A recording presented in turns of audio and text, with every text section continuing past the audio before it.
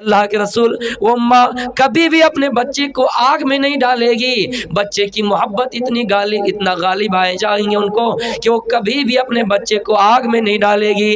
اللہ کے رسول کہہ رہے ہیں صحابہ جب ایک ماں اپنے بچے پر اتنا مہربان ہے تو سن لیجئے اللہ کی قسم اس ماں سے بھی بڑا مہربان اللہ اپنے بندوں پر ہے. اللہ ارحم بعبادہ من ہذہ بولدہا. اللہ کی قسم اللہ اپنے بندوں پر اس ماں سے بھی زیادہ مہربان ہے, اس ماں سے بھی بڑا مہربان ہے جو ماں اپنے بچے سے محبت کرتی ہے. یعنی واشہد ان محمدا عبدہ ورسولہ. اما بعد فإن خير الحديث كتاب الله وخير الهدي هدي محمد صلى الله عليه وسلم وشر الأمور محدثاتها وكل محدثة بدعة وكل بدعة ضلالة وكل ضلالة في النار. عباد الرحمن الذين يمشون على الأرض هونا. قال النبي صلى الله عليه وسلم الله أرحم بعباده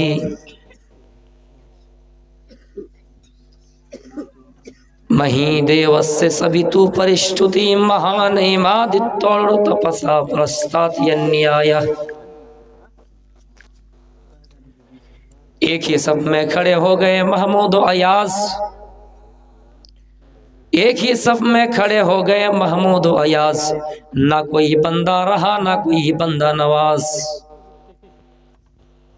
اسٹیج پر بیٹھے ہوئے علماء کرام, سامنے بیٹھے ہوئے عزیزوں بزرگوں خواتین ماں و بہنوں, میں نے قرآن کریم کی ایک آیت پڑھی جس میں اللہ رب العالمین انسان کو اس روئے زمین میں آہستہ چلنے کا حکم دے رہا ہے کہ جب زمین پہ چلو تو اطراء کرنا چلو, گھمنڈ دکھا کرنا چلو. یعنی معاشرے میں ہمارا کسی سے اٹھنا بیٹھنا ہو تو ہمارا وہ رویہ نہ ہو کہ لوگ ہمیں یہ کہیں کہ ہم فخر سے چلتے ہیں.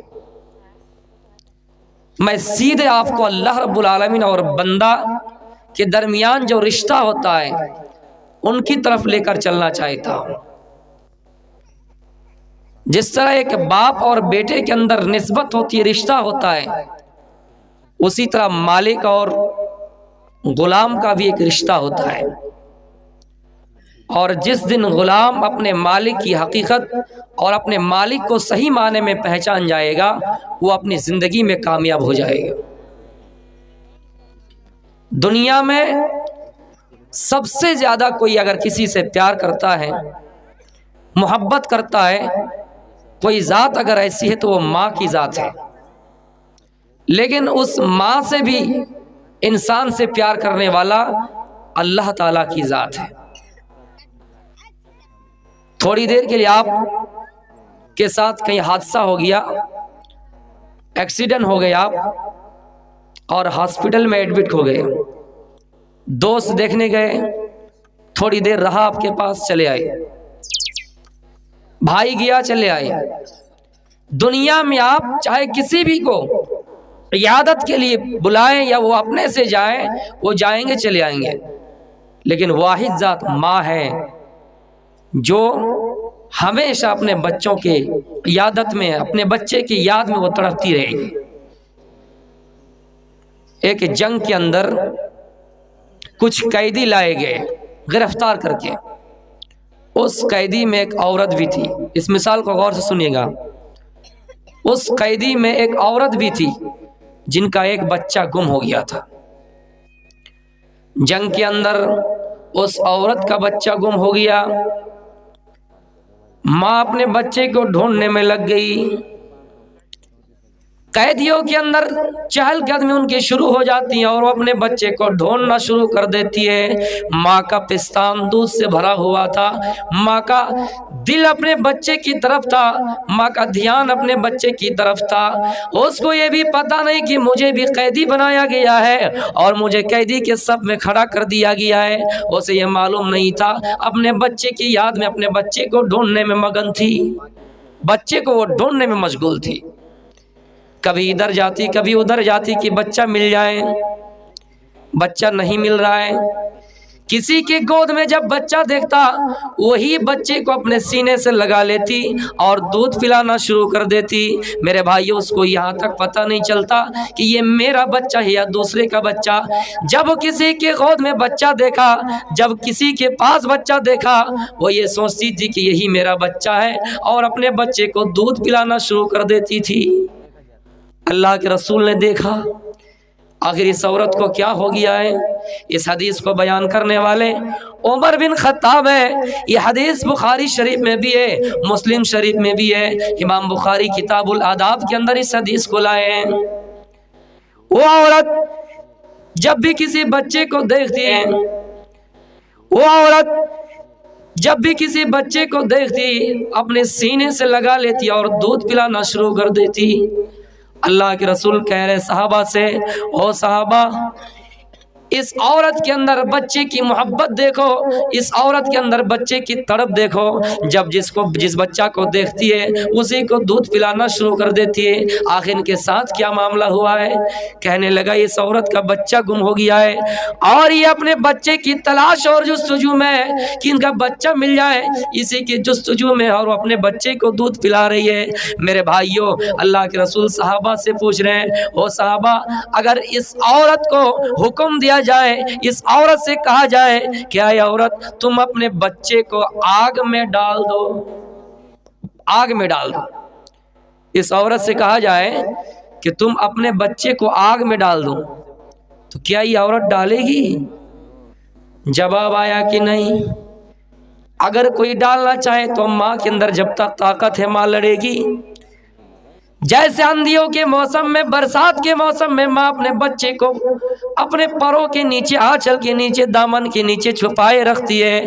ماں کانٹے دار جھاڑیوں میں چلتی ہے، اس کانٹا کو ہٹا ہٹا کر جلتی ہے، اس کانٹا کو ہٹا ہٹا کر اپنا سفر طے کرتی ہے، لیکن اپنے بچے کو گود میں لیے ہوئے ہیں۔ برسات کے دنوں میں اگر بھیگتی ہوئی ماں بارش کے قطروں میں بھیگتی جا رہی ہے، لیکن اپنے بچے کو دامن کے نیچے چھپائے رکھتی ہے، آنچل کے نیچے چھپائے رکھتی ہے۔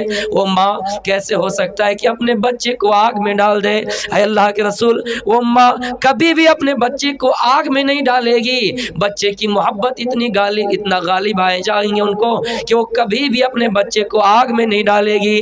اللہ کے رسول کہہ رہے ہیں صحابہ، جب ایک ماں اپنے بچے پر اتنا مہربان ہے تو سن لیجئے اللہ کی قسم اس ماں سے بھی بڑا مہربان اللہ اپنے بندوں پر ہے۔ اللہ ارحم بعبادہ من ہذہ بولدہا، اللہ کی قسم اللہ اپنے بندوں پر اس ماں سے بھی زیادہ مہربان ہے، اس ماں سے بھی بڑا مہربان ہے جو ماں اپنے بچے سے محبت کرتی ہے۔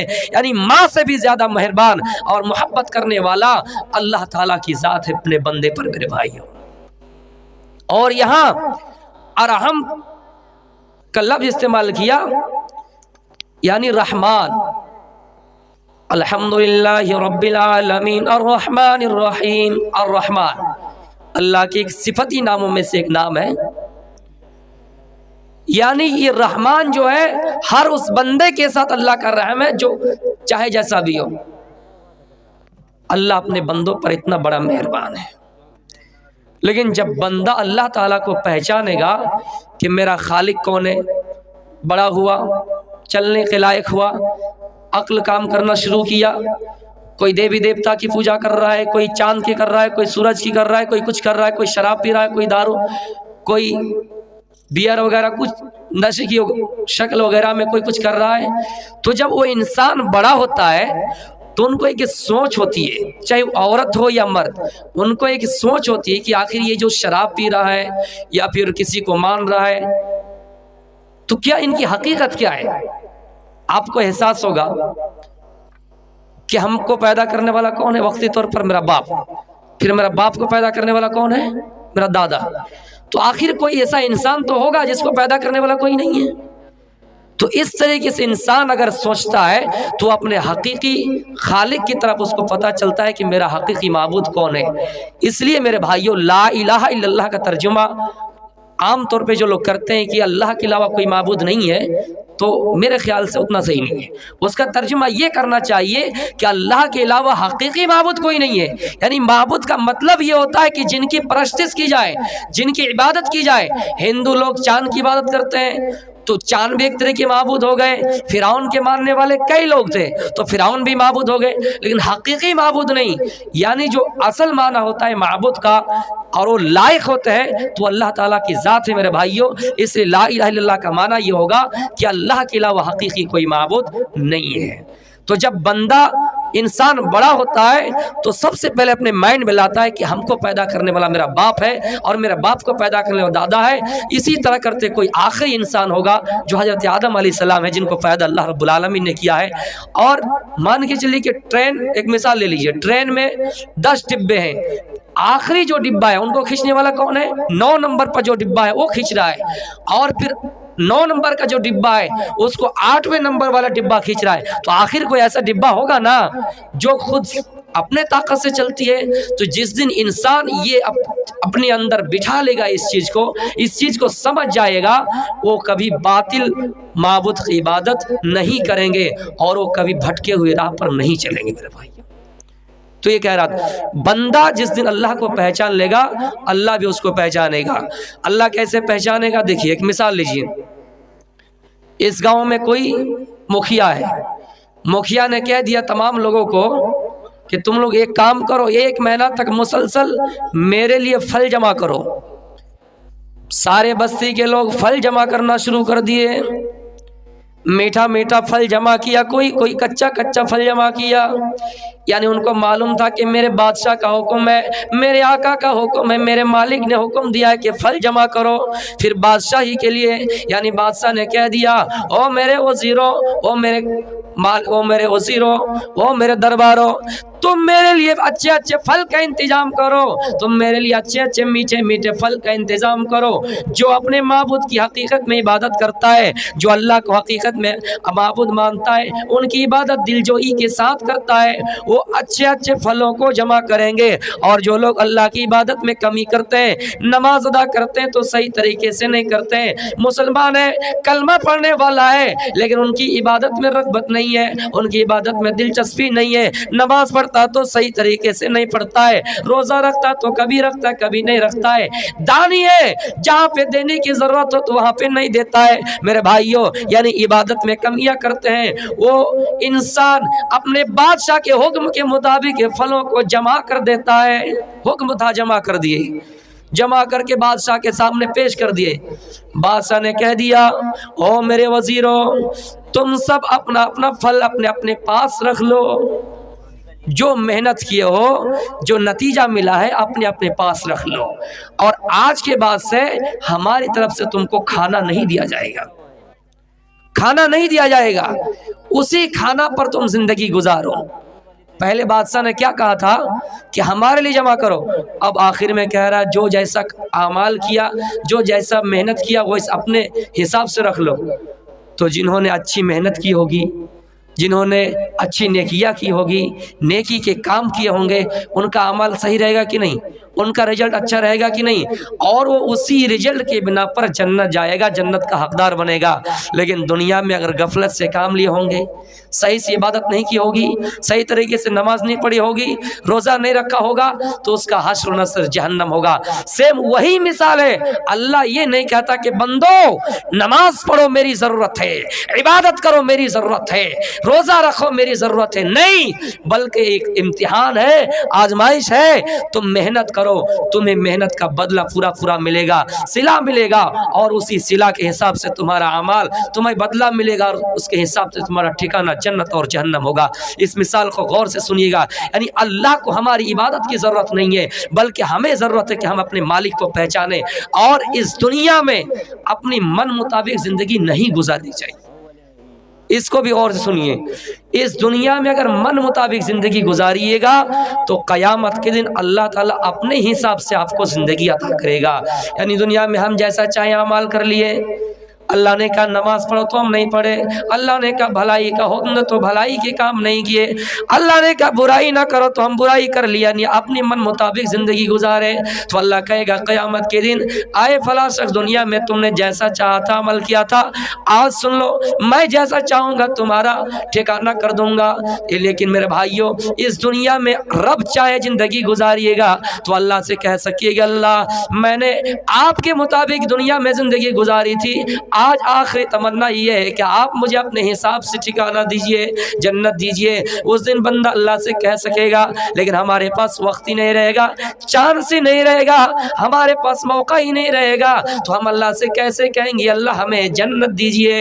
اس لیے میرے بھائیوں دنیا میں اپنے من مطابق زندگی نہ گزارا کیجئے بلکہ اللہ کے مطابق زندگی گزارا کیجئے اور اپنے حقیقی معبود کو پہچانیے۔ جب حقیقی معبود کو ہم اور آپ پہچان لیں گے تو زمین میں غرور نہیں کریں گے، تکبر نہیں کریں گے اور آہستہ چلا کریں گے۔